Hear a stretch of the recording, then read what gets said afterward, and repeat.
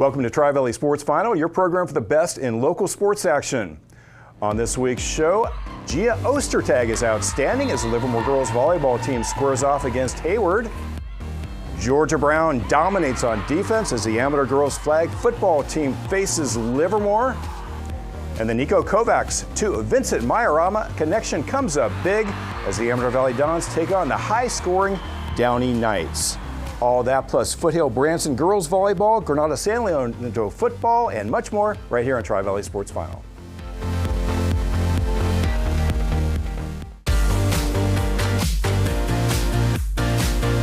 Welcome back to Tri-Valley Sports Final. I'm Ian Bartholomew. On this week's show, we'll have football featuring both Granada and Amador, girls volleyball with Foothill and Livermore, and girls flag football as Amador squares off against Livermore. But to get us started with boys action from the gridiron, it's my co-host, Tim Sabrandi. Great. Thank you, Ian. And after an undefeated EBL Valley Division season last year and a championship, the Granada football team is back to defend their crown. The Matadors graduated 15 seniors off last year's title squad, but this season's team features a mix of star returners and talented newcomers. Recently, the Matadors looked to improve to 2-1 on the season as they hosted the San Leandro Pirates. And there you see the Matador cheerleaders and cheering on their squad in front of a nice crowd. And there's the Coach Black and the Matadors huddled up as we pick up the action here early going. Skylar Stewart going forward for a few yards. That drive would ultimately stall, and here's San Leandro's Giovanni Dionda on a nice long run of 31 yards. Pirates in business, but there's the defenses. Look at that. Nico Amua with the tackle for a loss. Now from their own end zone, we see Caden Van Leer connecting with James Chow. Nice gain, first down, 57 yards receiving on the night for Chow. But San Leandro's defense would be stout on this night. Israel Lopez tackles Stewart for a loss. We're tied up at 0-0 heading into the second quarter. Now we see some nice defense by Granada as Zach Terry Dimas gets the interception. And here we see Granada looking to get on the board. Ethan Mitchell on the reception there into the red zone. And then San Leandro, though, would return the favor with an interception, tip pass, and then Ignacio Ceja with the interception. But more good defense. This was a night all about defense. Is Cody Phillips laying the hit that time on Deandra. Then we're going to see more defense as Shanice McGrail and others combine for the tackle. And then still more great Granada defense as Nico Amua gets into the backfield for the sack. And his teammates celebrating. And now here on a fourth down, another big hit this time. Ofek Kringle, and he celebrates that one, and they get the stop short of the first down. Caden Van Leer trying to get the offense going as he connects with Austin Sheldon for a first down. Then Van Leer, he would pass it to Stewart, and Stewart fights his way forward, gets deep into San Leandro territory. They would end up settling for a field goal. It'd be 3-0 at the half, but San Leandro would go on to the win. You see the final score there as Justin Ammons runs for 88 yards and a touchdown. Pirates rally in the second half to earn the win. Ethan Gilkinson, meanwhile, paces Granada with a fumble recovery in the end zone for a score. Max Frank also kicked that 42-yard field goal before the end of the half. San Leandro improves to 3-0. Granada falls to 1-2. This was a very tough defensive game all the way throughout. The Matador defense particularly impressive, though, in getting the touchdown. Yeah, absolutely. They got that touchdown. Nico Amua also was just dominant on the line. But San Leandro had some big plays, too. We saw the tip pass interception that ended a Granada drive. Yeah, that might have been the key, the deciding factor there. But I think Granada, despite the loss and the disappointment from that, has a lot to be excited about in terms of that defense and what it can do before they shut out Heritage in the game before this one. And that's going to do it for these teams. Up next, we'll have more football as Amador looks to get into the victory column against Downey of Modesto. Plus, a little later, we'll see the Amador flag football team battle the Livermore Cowboys. Please stay with us.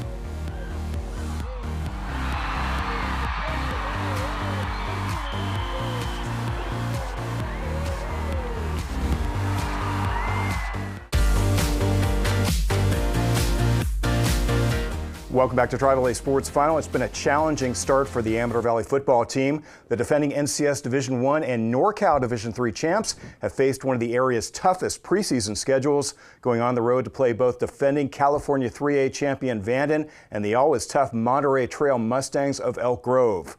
Those games resulted in 2 close losses for the Dons. Recently, Amador looked to get into the victory column as they hosted another difficult opponent, the Downey Knights of Modesto. And we go out to Amador. Dons head coach Danny Jones talking to his sophomore quarterback Niko Kovacs. We pick it up in the third quarter. Downey up 20-8, looking for more as Julian Massanier connects with Jyshawn Hayward. Later in the drive, Massanier decides to keep it himself, straight up the middle for the touchdown. He had 8 carries for 65 yards and a score. Knights extend their lead to 26-8. Dons try to answer. Bradley Canfield connects with Anthony Harrington. The drive, though, would result in a turnover. Downey goes back to work. Bassanier pumps, throws deep downfield to Owen Sikuski. The one-handed catch inside the 5. And the drive is capped as Elias Haynes takes it in from 3. He had 3 touchdowns in the game. Knights lead 33-8. Amador responds as Niko Kovacs screens to Vincent Majorana, who slips a tackle, then another. Majorana races upfield for a big gain to the 50. From there, Kovacs rolls out and throws on the run to Majorana. He makes the catch and sprints to the end zone, 50-yard touchdown. That cuts the lead to 33-14. Next possession, Kovacs rolls out and passes to Anthony Harrington. The Idaho State commit turns on the Jets. He's finally pushed out of bounds inside the 10. And that helps lead to this touchdown pass from Kovacs to Harrington with 11:09 left in the fourth. Amador trails 33-20. Dons then elect to go for 2. Majorana bounces it outside, then turns it upfield and powers it in. That cuts the lead to 33-22. Amador will get the ball right back and go to work again. Majorana takes it upfield for a 9-yard gain to the 24. Next play, Majorana gets the call again. This time he takes it straight up the gut, spins, bounces off a tackler, and carries it into the end zone, 24-yard touchdown. The 2-point conversion is no good. With 8:16 left, Dons trail only by 5, 33-28. Downey, though, comes right back. Mark Sanchez with a 5-yard touchdown. That extends the lead to 12. Dons mount one last comeback. Kovacs escapes pressure and connects with Harrington. He takes it inside the 5, but the drive ends there as time runs out. Good sportsmanship afterwards as Downey holds on to defeat Amador 40-28. Julian Massanier passes for 250 yards and 2 touchdowns and also runs for a score, while Elias Haynes scores 3 TDs as the Knights hold on for the victory. But credit Amador for fighting back. They scored 3 touchdowns in about 6 minutes left to cut a 25-point deficit down to 5. Came back just a little bit short, though. Yeah, just dug themselves too big a hole, but really was a great comeback. I mean, to see the way that offense was moving in the second half, the defense turned it up in the second half, I think a lot to build off of. And don't let that red record fool you. This is a very good Amador Valley Dons team. Absolutely. And we have a few other local scores in other games. Mateo Lordi completes 20 of 26 passes for 226 yards and 3 touchdowns, and also runs for a score as undefeated Livermore goes on the road to defeat Gregoria Modesto 43-7. Andre Almendarez runs for 102 yards and 2 TDs and also catches 7 passes for 143 yards, including a 63-yarder as Dublin gets past Heritage 20-7. Gales improved to 2-1, and Dylan Souza rushes for 154 yards and 2 scores, while Andrew Nelson throws 3 touchdown passes as Foothill routs Kennedy of Fremont 55-14. Falcons also improved to 2-1. Well, let's look at the Valley Division right now. You got the defending champs Granada with that stout defense that we talked about. You got Foothills improved. Livermore's improved. Dublin's improved. Yeah. It's going to be a lot of fun once we get to league play. I know. We are just a few weeks away from that getting started. We are almost there. But we're going to turn our attention now from tackle football and look at girls flag football as the Livermore Cowboys hosting one of the area's better defensive teams, the Amador Valley Dons. And there you see Livermore with head coach James Petersdorf and Amador Valley and their coach Ryan Whitmer. Second half, 0-0 is the score, a defensive struggle. We see Reese Fogarty there with the pickup, gets some yardage. Now Avery Butler on the carry against a hard-fought game, physical game. Amador Valley looking to keep the drive alive as Riley Harrington passes to Summer Brown. The Dons continuing to grind their way down the field now. Look at Harrington. Lost it into the end zone, and there is Kalani Walker for the touchdown. They would get the 2-point conversion at that point, up 8-0. Was Livermore trying to get the equalizer. Shelby Souza with the carry. They're getting deep into territory, but ruled down inside the 1-yard line. Now it'll be 3rd and goal, and Amador's Georgia Brown pulls the quarterback's flag inside the 1-yard line. So you can't get any closer than this. It is now 4th and goal inside the 1. Georgia Brown's pass intercepted in the end zone, and that would be a decisive play. And that would end up being the last play of the game. Look at the celebration. They come out. Doesn't get any more exciting than that. One last-ditch attempt here at midfield, and that would actually be the last play of the game as the Amador Valley defense holds, and they would get the win. You see the score there. Riley Harrington's second half touchdown pass. Kalani Walker is the difference. Don shut out the Cowboys. Amador currently 3-2 in league play, 8-3 overall. The Cowboys, meanwhile, 2-2 and 5-6. Afterwards, Amador Valley coach Ryan Whitmer talks about his team's senior leadership as the key to the victory. Great win, hard, tough, fought game by the girls. Great opponent that we were playing. It was good to get our first, league win against Livermore. We're still kind of figuring things out as we go early in the season, but I thought the girls competed really hard and played tough to the end. Our senior leadership, without a doubt, strength. I think our defense and, playing hard and physical, and then we got some, really good athletes in offense and our quarterback that kind of helps lead us where we want to go. Senior leaders making big plays when they had to, right there at the 1-yard line, just kind of girls digging in and making plays when they have to. So, yeah, she got the flag on 3rd down and then got the interception on 4th down. So, yeah, Georgia had a heck of a game. So what a finish that was. What an incredible game. I mean, to be able to get a stop on 4th and less than a yard, essentially to win the game, that was amazing. Yeah, and Georgia Brown just coming up big with some huge plays in the end of the game. And just so much parity this year in the EBAL girls flag football. Both these teams have lost a lot of close games, and they've been in every one. They've been in every game, yeah. I mean, and I think we're seeing it across the board. I talked about the Valley Division in tackle football, but in the EBAL and the girls flag, a lot more parity this season overall. And that's going to do it for football. Up next, we'll have girls volleyball as Foothill takes on Branson. Plus, a little later, we'll see the Livermore Cowboys travel to Hayward to meet the Farmers. Please stay with us.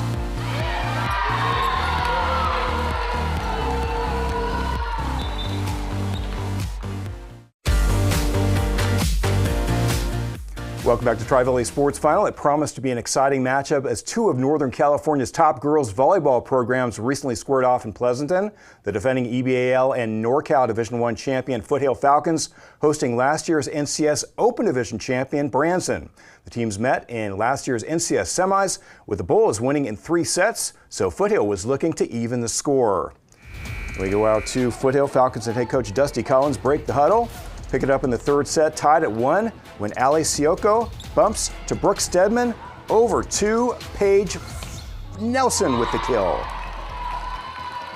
Moments later, the 2 senior captains, Stedman and Nelson, combine again. Danielle Ye feeds Stedman, who sets to Nelson. Branson responds. LSI serves. Falcons try to set up the kill, but Abby King is there for the block. Now, Elsa Merrigan bumps to Kate Bianchi, over to Ellie Corsello. Maddie Adai now hits it over for Foothill. Bulls look for the kill, but Stedman is there for the rejection. Adai now serves. Branson passes it to Blake Cusson, but Danielle Ye hits it over for the Falcon point. Great reaction there by the Falcon senior. Bulls come right back though. Lily Kroos feeds Corsello for the rip. At that point, Falcons go on the run. Ali Sioko to Stedman, to Paige Nelson. Moments later, Ali Sioko serves up an ace, perfect placement by the sophomore. Nelson now serves, and Tanvi Powar taps home the winner. More Falcons.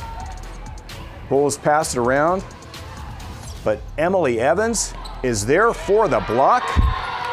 Big play by the junior. Branson, though, would pull away to win the final 2 sets. Blake Cusson to Kate Bianchi. Back to Cusson as Branson goes on to defeat Foothill 3-1. And there you see the final score as the Bulls win. Foothill, though, has bounced back and won 8 of their last 10, so they're on their way to another great year. And we've seen year after year, Coach Dusty Collins' teams get better as the year progresses. There's no doubt about that. It's evidenced by that stat you posted, 132 wins just since 2021. Yeah. So a really remarkable run for the Falcons. We'll have more of Foothill throughout the season. But for now, we're going to transition over to Hayward High School, where the Livermore Cowboys went on the road to face the Farmers. And there we see the Cowboys in the huddle with Coach Brittany LeMay. And we pick things up early on as we see a nice job there by Jordan Barloon getting the point in the first set. And now it's set point. Natalie Moore would serve it.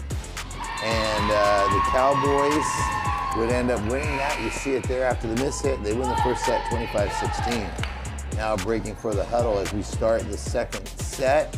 And can't get a much better start than this. Gia Ostertag with the ace. She ended up having 6 aces on the match, so fantastic job serving for her. And this time we're going to see the pass and a nice job there by Merritt Poinier. And another point for the Cowboys. Now more good passing as Poinier will get this one over to Delaney Moon, who will get one of her 7 kills. Good teamwork there. Hayward now trying to set up for the kill, but now some great defense. Mimi Headley with the block and a little dance after. Teammates like that one. Now we see Moon to Dana Penaflor, and this time it's Gia Ostertag, showing she can do a lot more than just serve up aces as she gets the kill on that one. Now we see Ostertag passing it to Penaflor, and here's Mimi Headley, only a freshman. Gets one of her 5 kills right there. And then the Cowboys' diverse attack is here. Claire Kenyon gets it to Penaflor, and there's Ostertag. So her stat line on the night, 9 kills, 10 digs, 6 aces. Great all-around play by Ostertag, and then we'll finish it with this after the serve by Delaney Moon. And Farmers would end up getting it back, but there's Mimi Headley with the tap and the winner and the dance when it's all said and done. And there you see the final results as Ostertag, Moon, and Katie Sorensen combined for 23 kills. Cowboys win. Livermore currently 7-10 overall, but they're a really young team and showing a lot of promise out there for sure. Yeah, and they're playing well. Only 1 win away from matching their highest win total since 2014. So when they won 8 games, so yeah. They're doing a good job. Yeah, and you got like Ostertag filling the stat sheet with just about everything across the board. So congrats to them. We'll be back with more right after these messages. So please stay with us. Welcome back to Tri-Valley Sports Final. Coming up on next week's show, we hope to have more football. Livermore Cowboys will look to improve to 4-0 as they host the Arroyo Dons. We'll also have girls flag football. We'll see Granada in action against both Milpitas and Amador, and we'll have more girls volleyball as Foothill takes on Granada in a league game. Yeah, it's a fun time of year. You know, starting to see the transition from these non-league games. You know, now we're getting into league and all these various fall sports. Competition level rises, and it's great to see our teams in action. And that's going to do it for this edition of Tri-Valley Sports Final. For Tim Sabrani, I'm Ian Bartholomew. Thanks for watching. See you next week.